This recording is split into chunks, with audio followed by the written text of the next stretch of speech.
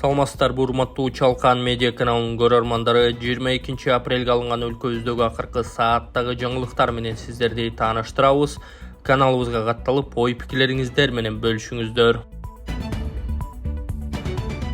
Жетегүз курорту, көгүлтүр ысык көл жана улан эс алуу жайлары жаңыланат. Ысык көлдөгү Жетегүз курорту улан балдардын ден соолугун чыңдоо борбору жана көгүлтүр ысык көл пансионаты оңдолот. Бул тууралуу президенттин иш башкаруучусу Каныбек Туманбаев билдирди. Маалыматка ылайык, бул 3 объект профсоюздар федерациясынан аталган башкармалыкка өткөн. Эс алуу жайларына санариптик башкаруу системасы киргизилип, оңдолуп, быйыл ишке берилери күтүлүүдө. Мурун профсоюздар федерациясынын карамагында болгон бул жайлар көп жылдан бери каралбай, жараксыз абалда калган. Азыр аларга экинчи өмүр берилип, мамлекеттик деңгээлде натыйжалуу башкаруу киргизилди деп жазган Туманбаев. Ошондой эле ал кызматкерлердин маянасы көтөрүлөөрүн кошумчалаган. Урматтуу Москвадагы мекендештер, Кыргызстанга жүк салууну каалап, бирок кимден жиберүүнү ойлонуп жаткан болсоңуз, биз сиздерге ишенимдүү ишкерди сунуштайбыз. Бул ишкердин аты жөнү Зайырбек Маматкаримов. 12 жылдан бери иш алып барган командасы сиздин аманатка кыянатты кылышпайт. Кыргызстанга салган жүгүңүздү күндүн аптабына же кыштын ызгаарына калтырбастан атайын жүк сактоочу кампасы Бишкек шаары Профсоюз көчөсү 38/1 дарегинде жайгашкан. Жүктү Москванын бардык жеринен өздөрү алып кетет. Алган жүктү Кыргызстандын 7 дубанына жеткирүүнү да кепилдешет. Кыргызстанга жумасына 2 машина жиберилет. Жүк баасы көлөмүнө жараша 500 рубльдан өйдө баланат. Дареги Нижегородское метросу, Перовское шоссе 9, строение 7. Байланыш номерлери +7 926 788 70 70, +7 929 624 63 64. 50 000 сомго чейин салык карзы бар кыргызстандыктар эми өлкөдөн чыга бере алышат. 50 000 сомго чейин салык боюнча карзы барлар эми Кыргызстандан чектөөсүз чыга алышат. Мындай чечимди салык кызматынын төрагасы Алмамбет Шыкмаматов демилгелегенин мекемеден кабарлашты. Анын айтымында, бул салык тейлөөчүлөргө карата ийкемдүү жана сый мамилени көрсөтөт. 1000-2 000 сом карзы бар жарандар сыртка чыгууда көйгөйлөргө туш болгон учурлар көп. Дарылануусу, окуусу, иш сапарлары үзгүлтүккө учурайт. Чыгыш үчүн жарандар бюрократиялык жол-жоболордон өтүшү керек болчу. Салык карызын төлөө, маалымат катталуу, андан кийин сот аткаруучуларга кайрылуу. Мунун баары жок дегенде 2-3 күнгө созулат. Мындан улам чек арадан өтүүдө 50 000 сомго чейинки карызды текшербөөнү сунуштап жатабыз. Андан жогору суммаларды сөзсүз текшерүү керек. Ал эми азыраак карзы барлар шашылыш же маанилүү жагдайлар болгон учурда тынч учуп барып келиши керек, деген Шыкмаматов. Жаңы демилге боюнча, эгерде текшерүү учурунда жарандын карзы бар болсо, ал аны ошол жерден QR коддун жардамы менен төлөп, ашыкча түйшүк жаратпай сапарын уланталары белгиленген. Демилге жакында ишке ашуулары кошумчаланды. Сузакта 15 жашар кыз 2 жылдан ашуун өгөй атасы тарабынан зордукталып келген. Жалал Абад облусунун Сузак районунда 15 жашар кызды анын 43 жаштагы өгөй атасы 12 жашында зордуктап, андан кийин 2 жылдан ашууну плас ишин улантып келген. Бул тууралуу Акыйкатчы институту билдирди. Мындан улам акыйкатчы Жамиле Жаманбаева укук коргоо органдарынын жетекчилерин зордуктоого кабылган кыздын укугун коргоо боюнча кечиктирилгис чараларды көрүүгө чакырды. Аталган институттун кызматкерлери кыздын өзү менен жолуккан. Кыз аларга зордуктоого кабылганын апасы да билгенин, бирок ал чара көрбөстөн кайра кызын күнөөлөп урушуп келгенин айтып берген. Кыздын айтымында 2024-жылдын күз айларында кыздын апасы чет өлкөгө эмгек мигрант болуп иштеп кетип, 3 кызын зомбулукка кабылган. Кыз мурунку турмушунан, калган 2 азыркы күйөөсүнөн жолдошуна таштап кеткен. Бир канча убакыттан кийин кыздарын Чүй облусунда жашаган өкүл апасына жөнөткөн. Кыз 2 тууганы менен Чүй облусунун Сыгата районунда убактылуу жашап, билим алып жаткан. 2023-жылдын апрель айында кыздары кайрадан атасынын колуна жөнөтөр алдында өспүрүм ыйлап, болгон окуяны аларды карап жаткан аялга айтып, Сузакка баруудан баш тартат. Ал аял бул окуяны угаар замат 16 апрелде милицияга билдирген. Милиция өспүрүмдү суракка алып, соттук медициналык экспертиза дайындаган. Учурда жыйынтыгы чыга элек деп айтылат маалыматта. Учурда кыз убактылуу балдар борборуна жайгаштырылган. Сузак район милициясы кыздын өгөй атасына кылмыш жаза кодексинин 154-беренеси зордуктоо менен кылмыш ишин козгоп кармаган. Учурда иликтөө жүрүп жатат. Рита Карасартованы медициналык кароо үчүн клиникага чыгарууга уруксат берилбегени кабарланды. Абактагы укук коргоочу Рита Карасартованын операциядан кийинки процедураларды жасоо үчүн клиникага алып чыгууга уруксат берилбегенин кызы Касиет Мамырбай 22 апрелде билдирген.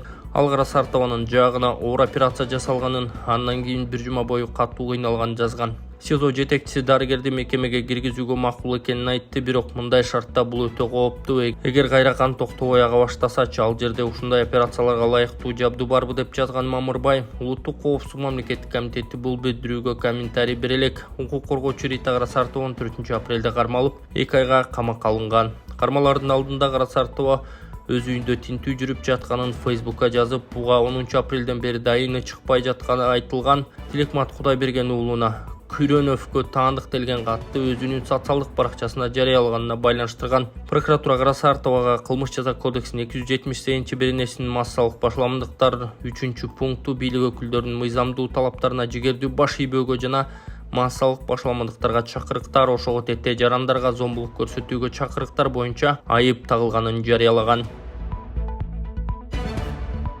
Воронцовкада BMW унаасы бакты сүзүп айдоочусу өрттөнүп кеткен. Воронцовканын жолунда BMW үлгүсүндөгү унаа бакты сүзүп өрттөнүп кетти. Жол кыймылы коопсуздугун камсыздоо башкы башкармалыгынын маалыматы боюнча кырсык 21 апрелде катталган. Маалыматка караганда жол кырсык 21 апрелде саат 22:00 чамасында Воронцовка Бишкек унаа жолунун 1200-чакырымда катталган. BMW үлгүсүндөгү унаанын 1994-жылы туулган айдоочусу рулга ээ боло албай, карама-каршы тилкеге чыгып жолдун жээгинде бакты сүзгөн. Кесепетинен унаа менен кошо айдоочу күйүп кеткен. Дубайда өткөн математика боюнча эл аралык олимпиадада кыргыз окуучу кыздар 1-орунду ээледи. Жалал-Абад шаарындагы номер 1 Бабкин атындагы мектебинин 6-классын окуучулары Альбина Самаганова жана Айлин Эсаналиева Дубайда өткөн эл аралык олимпиада математика сабагынан 1-орунду багындырышты. Бул тууралуу Билим берүү жана Илим министрлигинен билдиришти.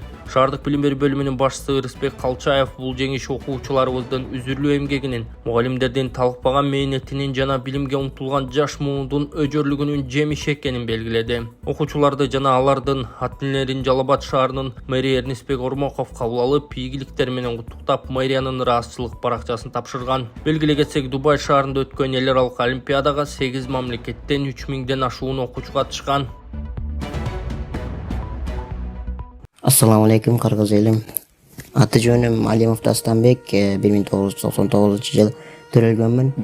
Көз тенелом күстүк оорусу менен төрөлгөнмүн. Анан азыркы учурда сколиоз менде 4-степенге келип калды. Дем алышым кыйындап, ички органдарым кысып, санчкылап, грудная клетка уже көрүп атасыңар, ошол жерге чейин көтөрүлүп кетти. Арткы жагым видеодо көрсөтөбүз азыр. Ошого чине мага акча керек болуп атат. Чет өлкөгө барганга Индия, Турцияларда 45 000, 50 000 деп атат сумманы. Азыр Египетте мен көрүп атам, Германия, Египет жакшы болуп атат экен. Ошол жактарда мен клиникаларды онлайн издедим. Ал жактарды сүйлөшүп көрбөдүм, бирок отзывдарын көрдүм, алар кымбатыраак айтып калышы ыктымал. Ошондуктан мага кичине жардам берип коюшуңарды суранам, кыргыз элим. Силердин 100 сомуңар менин өмүрүмдү сактап калышы мүмкүн да. Силердин 1 литр бензиниңер же магазинден алып иче турган суусундугуңардын акчасы бир эле менин өмүрүмдү сактап калышы мүмкүн. Аллах таалам үчүн жардам берип коесуңар деп суранам. Банк номерим 51 менен 191430 деп Дастанбек А деп чыгат. Сбербанк карталар видеонун астында жазылган болот. Сбербанк картамдагы жазсаңыздар Дастанбек А деп чыгат.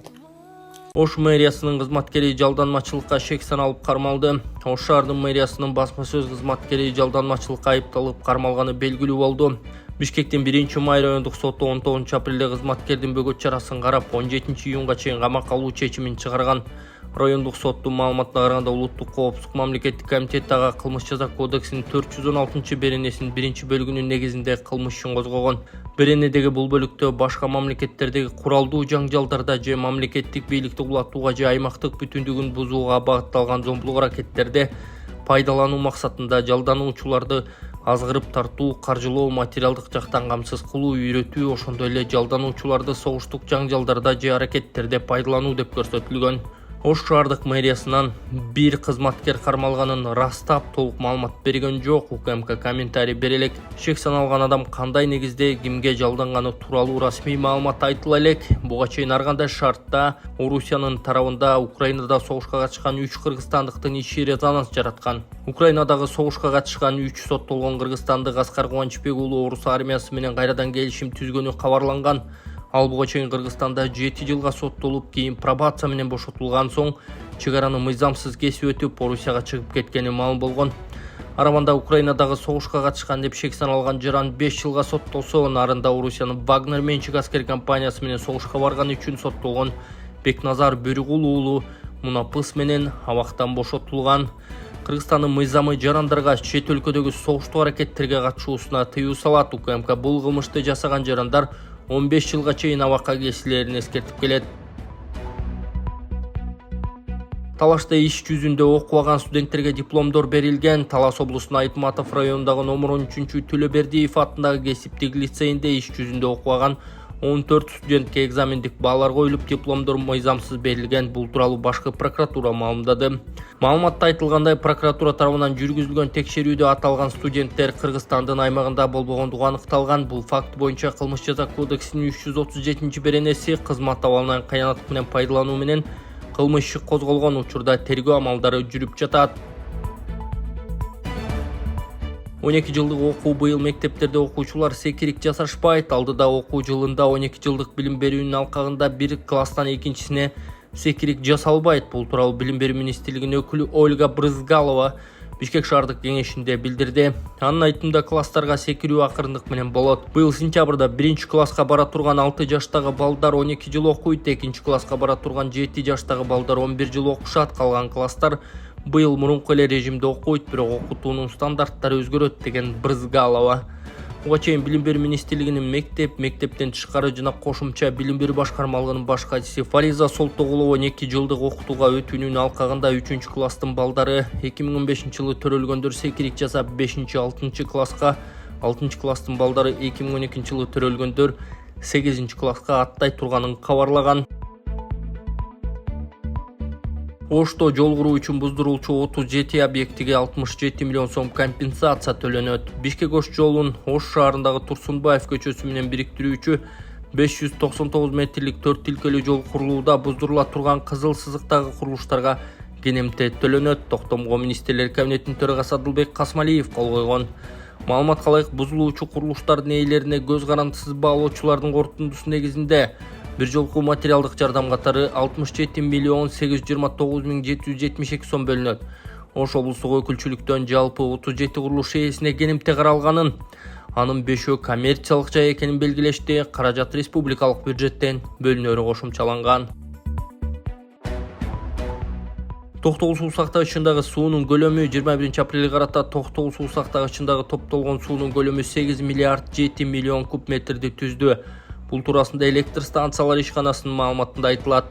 Суунун агып келиши секундасына 545 куб метрди түзсө, суунун керектөө секундасына 270 куб метрди түзүүдө деп айтылат маалыматта. Ал эми бир ай мурун суу сактагычтагы суунун көлөмү 8 миллиард 378 миллион куб метрди түзгөн. Кыргызстандагы банктарда элдин 605 миллиард сомдон ашык депозити бар. Депозиттерди коргоо боюнча агенттиктин аткаруучу директору Кадырбек Букуев мекеменин фонду 7,16 миллиард сомдон ашканын айтты. Кыргызстандагы банктарда жарандардын 605 миллиард сомдон ашык депозити топтолду. Бул былтыркыга салыштырмалуу 38%га көп экендигин Кадырбек Букуев Спутник Кыргызстан радиосуна маек куруп жатып билдирген. Анын айтымында банктарга салынган депозиттердин көлөмү жыл сайын 30-40%га көбөйүп жатат. Кыргызстандагы банктарда жарандардын 605 миллиард сомдон ашык депозити топтолду. Бул былтыркыга салыштырмалуу 38%га көп. Анын көлөмү жыл сайын 30-40%га өсүп жатат. Ал эми депозиттерди коргоо агенттигинин фонду 7,16 миллиард сомдон ашты. Мындай көрсөткүч экономиканын өскөнүнөн жана банк секторунун туруктуулугунан кабар берет. Бирок финансылык сабаттуулукту жакшыртууга дагы көңүл буруп, акчаны туура колдонууга инвестициялоого басым жасоо керек, деди Букоев. Ошондой эле ал Кыргызстандагы банктар кибер коопсуздукка өзгөчө көңүл буруп жатканын кошумчалаган.